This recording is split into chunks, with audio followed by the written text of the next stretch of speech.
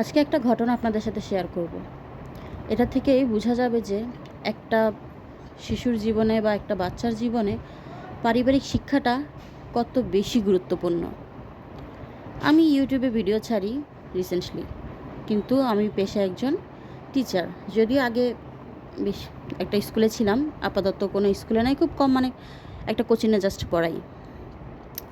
গতকালকের ব্যাপার, কোচিংয়ে গিয়েছি, মূলত 6 থেকে 8 পর্যন্ত ক্লাস নেই, যে কোনো একটা সাবজেক্ট নেই বা একটা সাবজেক্টের টিচার আমি।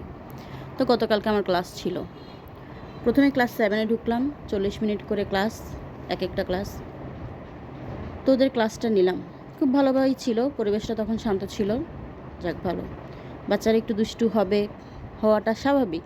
বাচ্চারা দুষ্টুমি করবে না তো কারা দুষ্টামি করবে? বাচ্চারাই দুষ্টামি করবে।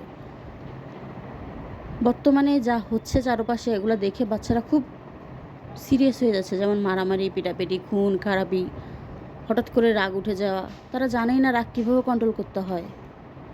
আমার ক্লাস শেষ হয়ে গেছে, আমি ক্লাস থেকে বের হয়ে গেলাম।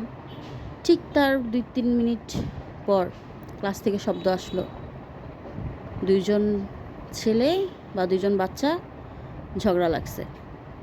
তো ঝগড়াটা এমন এক পর্যায়ে চলে গেছে যে আরেকটা বাচ্চা কাঠের বেঞ্চ, সেই কাঠের বেঞ্চের থেকে কাঠ টেনে উঠে অপর বাচ্চাকে ইচ্ছা মতো কয়েকটা বাড়ি দিছে মাথায়।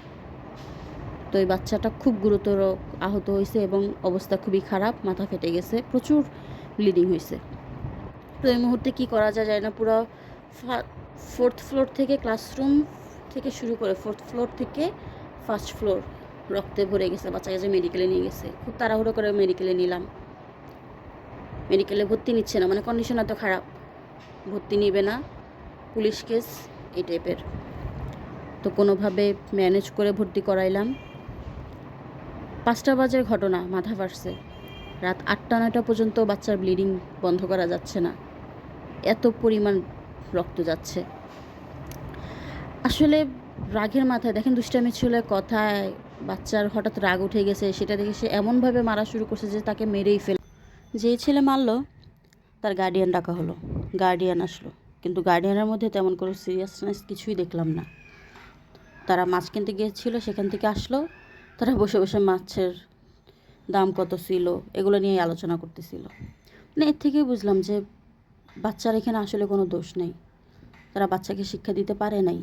আমরা টিচার, আমরা হয়তো 2 থেকে 3 ঘন্টা বাচ্চা আমাদের কাছে থাকে, আমরা ওইভাবে শিক্ষা দিতে পারি, কিন্তু যেটুকু সময় বাসায় থাকে বা সবটুকু সময় বাসায় থাকে, এর জন্য পারিবারিক শিক্ষাটা অনেক বেশি ইম্পর্ট্যান্ট।